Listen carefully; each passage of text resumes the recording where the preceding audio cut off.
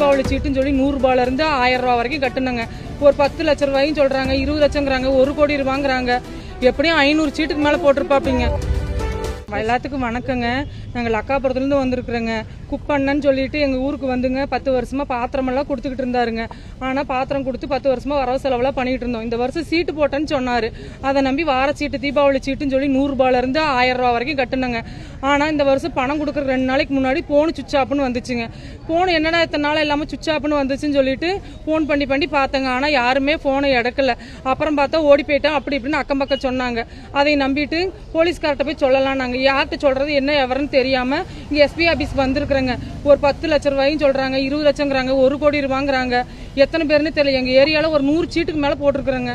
எல்லாத்தையும் தூக்கிட்டு போயிட்டான்னு சொல்றாங்க. வீட்டுல போய் பார்த்தா வாடகை சொந்த வீடுன்னு சொல்லிதான் எங்க கிட்ட சீட்டு போட்டாரு.